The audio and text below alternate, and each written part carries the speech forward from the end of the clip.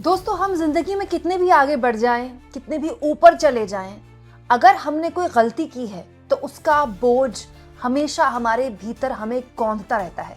और ये सबके साथ होता है, चाहे वो आम हो चाहे वो खास हो।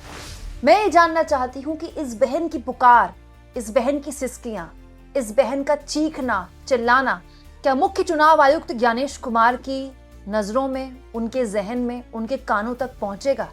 मैं ये मानने को तैयार नहीं हूं कि नहीं पहुंचेगा, क्योंकि ज्ञानेश कुमार सोशल मीडिया में भले ही इनएक्टिव दिखते हों, लेकिन उनको सब पता होता है कहाँ कब क्या हो रहा है। वो जिस पद में है वैसे भी उसके लिए जरूरत भी है, अच्छी बात भी है। और वैसे भी दोस्तों, अब तो चुनाव आयोग के सूत्र इतने ज्यादा एक्टिव हैं कि लगता है सूत्र सोते ही नहीं है। तो ये भी बताता है कि चुनाव आयोग हाल के सालों में कितना एक्टिव हुआ है। लेकिन मैं जानना चाहती हूं दोस्तों कि मुख्य चुनाव आयुक्त ज्ञानेश कुमार को एहसास है कि उन्होंने देश में एसआईआर के नाम पर बीएलओस पर किस लेवल की प्रताड़ना डाल दी है, उनको झोंक दिया उस प्रताड़ना में। हालत ये है दोस्तों कि एक दूल्हा जिसकी शादी थी, जिसने अपनी शादी के लिए छुट्टी ली थी, शादी है किसी की, अगले दिन शादी है, उसके घर जाकर उसे अपमानित किया गया। क्यों? क्योंकि वो बीएलओ सुपरवाइजर था। उसकी शादी के एक दिन पहले उससे कहा गया कि तुम यहां घर में क्या कर रहे हो, अपने फॉर्म भरवाओ। और इस लेवल पर उसको अपमानित किया गया कि पूरे परिवार के साथ, खानदान के सामने, जो शादी के लिए आए थे उनके सामने उसको सस्पेंड कर दिया गया। तो जानते हैं उसने क्या किया? उसने अंदर कमरे में जाकर अपनी जान दे दी। और अब उस जिस परिवार में मातम है, जिसमें शहनाइयां गूंजनी थी, वहां मातम है। उनकी बहन चीख चीख कर व्यवस्था से, इस पूरे के पूरे तंत्र से सवाल पूछ रही हैं कि उसे बेइज्जत इस लेवल पर किया गया कि उन्होंने इतना बड़ा कदम उठाया। सोचिए, कानून को हमें बहुत दबाव डाले, काम और घर में शादी है, हम बोले कि उनसे छुट्टी ले लो, लेकिन छुट्टी नहीं मिली। कल छुट्टी का एप्लीकेशन भी गया, लेकिन वो छुट्टी नहीं दी, कह रहे सस्पेंड कर दिया। एक दिन नहीं गए तो उनको सस्पेंड कर दिया। इसी के उनको सदमा लग गया। आज सुबह फिर से आके उनको इतना हड़काए, काम कौन करेगा, काम कराओ चल के। ये एप्लीकेशन दिया गया तो तुम घर क्यों आए? उनको जब से वो घर आए तुरंत दरवाजा बंद कर, कोई जाने नहीं पाया। बस उतने में 2 मिनट में लगा लिए। कल बारात जानी थी क्या? हाँ, कल बारात है, आज मैन था। कल शाम को खाना पीना सब कुछ खाए, खूब अच्छे से रहे हैं। आज जब से सुबह आया आज तभी से ये सब हो गया। दोस्तों, ये जो पूरा मामला है ये उत्तर प्रदेश के फतेहपुर के एसआईआर सुपरवाइजर सुधीर कुमार का है, जो अपनी शादी के लिए, अपनी शादी से एक दिन पहले उन्होंने एक कदम उठाया है अपने घर में, क्योंकि उनका पूरा परिवार खड़ा था। कानून गो आए, उनके घर के पूरे लोगों के आगे उनको डांटा, उनको अपमानित किया, और परिवार वाले कह रहे हैं कि उनको सस्पेंड करने की धमकी दी गई। और जब वो सह नहीं पाए तो उन्होंने ऐसा कदम उठा दिया। सोचिए, ये तो डबल इंजन के उत्तर प्रदेश में हो रहा है। उत्तर प्रदेश में ही ऐसे भतेरे मामले आ चुके हैं जहां यहाँ पर तो बीएलओ जो है वो नौकरियां छोड़ रहे हैं, या फिर उन पर केसेस दर्ज किए जा रहे हैं। कोई अपनी जान दे रहा है, किसी को हार्ट अटैक आ रहा है। मध्य प्रदेश हो, केरल हो, ऐसी भतेरे डबल इंजन के राज्य है जहां पर बीएलओस के लिए एसआईआर काल बन गया है, काल। ये कांग्रेस पार्टी ने पूरा लिस्ट शेयर किया, अब जरा देखिए दोस्तों, आखिर बीएलओस को इस लेवल पर प्रताड़ित क्यों किया जा रहा है? इसके अंदर की खबर मैं आपको बताऊंगी, जो कि मैंने एक बीएलओ से बात करके सुनी है। लेकिन उससे पहले मैं आपको बताती हूँ कि हालात क्या है इस वक्त डबल इंजन में। जानते हैं क्या हो रहा है उत्तर प्रदेश में? दोस्तों, बदायूं में एसआईआर सर्वे अभियान में सुस्ती बरतने के आरोप में 106 बीएलओस के वेतन रोक दिए गए। कोई लाख, 2 लाख, 5 लाख नहीं कमाते हैं ये लोग, ना इनके एसी दफ्तर होते हैं। दोस्तों, बीएलओ के तौर पर काम करने वाले लोग जो है ये सामान्य, या तो आंगनबाड़ी वर्कर हैं या शिक्षक हैं, बिल्कुल सामान्य तौर पर काम करने वाले। इनको 106 के वेतन रोक दिए गए, जिनके ऑलरेडी वेतन बहुत ज्यादा नहीं होते। और तो और दोस्तों, यूपी के गोंडा में, दैनिक भास्कर के हिसाब से गोंडा में भी एसआईआर में लगे टीचर बीएलओ विपिन यादव ने अपनी जान दे दी। और बकायदा उससे पहले उनकी पत्नी ने एक वीडियो शेयर किया। हालांकि वीडियो की पुष्टि दैनिक भास्कर ने भी नहीं की, मैं भी नहीं करती हूँ, लेकिन उस वीडियो में वो कहते दिखाई दे रहे हैं कि उनकी इस हालत का जिम्मेदार आला अधिकारी हैं, और वो बकायदा आला अधिकारियों का नाम भी ले रहे हैं उस वीडियो में। क्यों? क्योंकि इतना प्रताड़ित उनको एसआईआर के नाम पर बीएलओ के तौर पर इतना ज्यादा दबाव डाला गया कि वो झेल नहीं पाए उस दबाव को। दोस्तों, यूपी में नोएडा में पिंकी सिंह नाम की एक महिला जो कि बीएलओ के तौर पर थी, उन्होंने पहले इस्तीफा दे दिया था। नोएडा में एक और महिला टीचर ने इस्तीफा दे दिया ये कहते हुए कि 20 साल से सेवाएं दे रही हूँ, ऐसी परिस्थितियों में मैंने कभी काम नहीं किया, मैं ऐसी हालत में काम नहीं कर सकती हूँ। दोस्तों ये जो गोंडा का मामला मैं आपको बता रही हूँ, गोंडा के मामले में बाकायदा जो बीएलओ थे उन्होंने एसडीएम और बीडीओ लेखपाल पर दबाव बनाने के आरोप लगाए, उन्होंने नाम बोला है बाकायदा वीडियो में। और तो और अगर आपको ऐसा लग रहा है कि केवल नौकरी जाने के दिले धमकाया उनको जा रहा है या फिर उनकी वेतन रोका जा रहा है, तो नहीं भाई दोस्तों, यूपी के तो अलग अलग जिलों में बीएलओज और अन्य कर्मचारियों पर मुकदमे तक ठोक दिए गए हैं हीला हवाली बरतने के नाम पर। किस लेवल पर इन लोगों को परेशान किया जा रहा है इसका अंदाजा आप इस बात से लगा सकते हैं कि अखिलेश यादव को ऑफिशियली बयान जारी करके कहना पड़ा कि बीएलओ भाई बहनों हम आपके साथ हैं, आपके साथ जो प्रताड़ना हो रही है हम समझ सकते हैं। अब आपके एक मन में सवाल आएगा दोस्तों कि ये क्यों हो रहा है, ऐसा क्यों हो रहा है, ऐसा क्या करवाया जा रहा है बीएलओ से।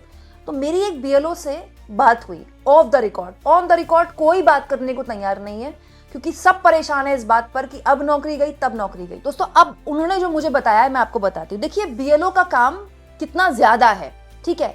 सबसे पहली बात समझिए, जो बीएलओ काम कर रहा है वो कोई अलग से बीएलओ का प्रशिक्षण नहीं मिला है उसको, ठीक है। बूथ लेवल ऑफिसर नहीं है वो सरकारी स्कूल में शिक्षक है, आंगनबाड़ी वर्कर है, ठीक है। उसके लिए फोन मतलब फोन कॉल रिसीव कर ली, किसी को व्हाट्सएप कर दिया, इंस्टाग्राम में रील देख ली, ठीक है। इससे ज्यादा उसने फोन का इस्तेमाल नहीं किया है। 40, 45, 50 साल का कोई आदमी है जो 20, 22 साल से नौकरी कर रहा है, तो फोन का इस्तेमाल उतना ही है उसका जिसका जैसे आपका और मेरा है।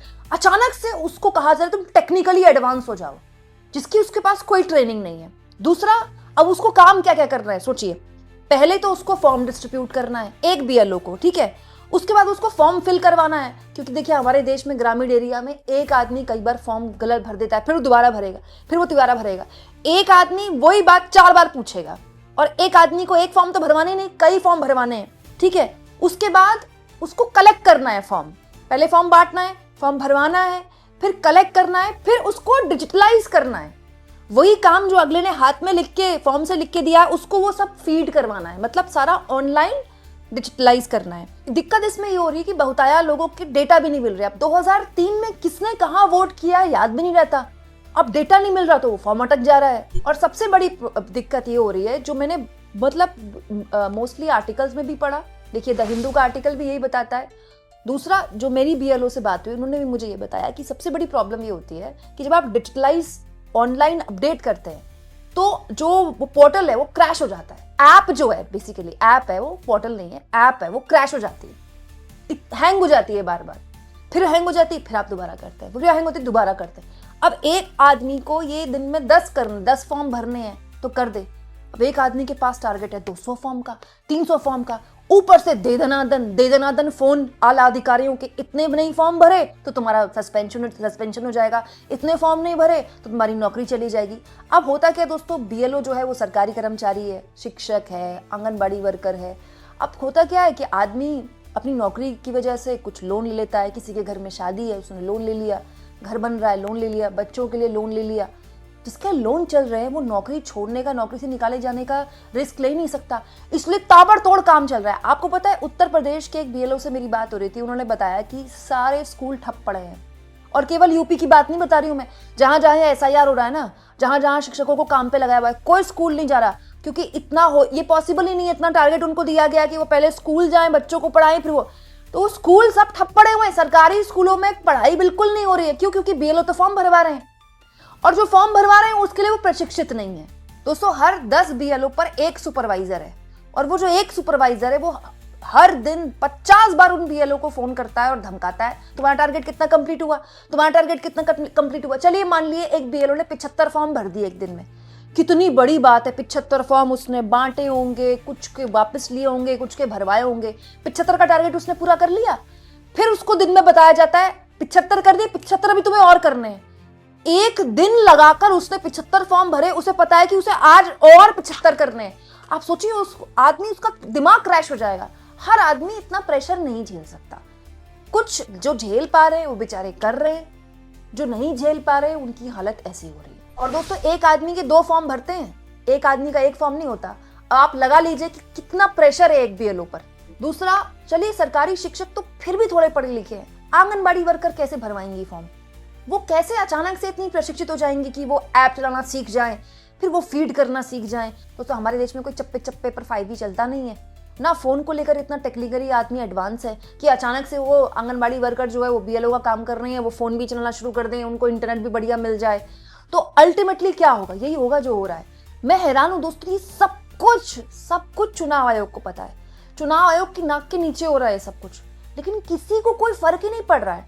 दोस्तों आज जो है वो कल इतिहास बनेगा, आज का वर्तमान कल के इतिहास के पन्नों में दर्ज होगा। यकीन जानिए, जिस तरह से ये डिमोनेटाइजेशन, नोटबंदी का जिक्र किया जाता है ना, कि नोटबंदी ने क्या किया इस देश के साथ, ये एसआईआर का जिक्र किया जाएगा। इस देश में वोटर लिस्ट के शुद्धिकरण के नाम पर इस देश के नागरिकों को जिस तरह से प्रताड़ित किया जा रहा है, केवल बीएलओज नहीं है, अपने अपने शहर छोड़ छोड़ के लोग उन राज्यों में दौड़ रहे हैं, कहीं हमारे नाम ना कट जाए, कहीं हमारे नाम कट गए। जो गरीब आदमी है उसको डर क्या होता है? मेरा राशन कार्ड ना कैंसिल हो जाए, अगर मेरा वोट कट गया तो कहीं मेरा सरकारी जो मुझे राशन मिल रहा है वो मिलना बंद ना हो जाए। क्यों? ऐसा होता नहीं है, ऐसा होने नहीं वाला। लेकिन गरीब आदमी के पास डर के अलावा कुछ है ही नहीं, उसकी पूरी जिंदगी डर में कटती है। कहीं ये ना हो जाए तो अपना काम धंधा छोड़कर कर्ज लेकर वो अपने शहर भाग रहा है, कोई दिल्ली में रहता है, बंगाल भाग रहा है, कोई कहीं भाग रहा है। क्यों? क्योंकि मेरा नाम ना कट जाए। एसआईआर इतना बड़ा, आप सोचिए, ये 6-8 महीने लेकर आराम से किया जा सकता था, लेकिन आपने टारगेट रख दिया 4 तारीख को, और 4 तारीख को दिन ही कितने बाकी हैं। कैसे, मतलब ये बीएलओस काम कर रहे होंगे, किस लेवल का प्रेशर है, कोई कल्पना भी नहीं कर सकता।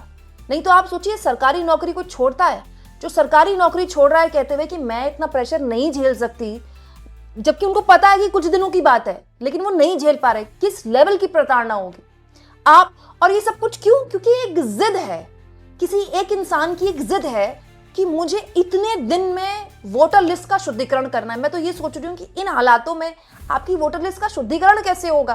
क्योंकि बीएलओ इतने प्रेशर में काम कर रहा है, वो तो अपना टारगेट कंप्लीट करेगा। जैसे सेल का आदमी होता है, वो टारगेट कंप्लीट किया, उसकी बला से डेटा ठीक फीड हो रहा है, नहीं हो रहा है। अब आप सोचिए इसका खामियाजा अल्टीमेटली कौन भुगतेगा? अभी तो बीएलओ भुगत रहे हैं, अल्टीमेटली कौन भुगतेगा? इस देश का वोटर भुगतेगा।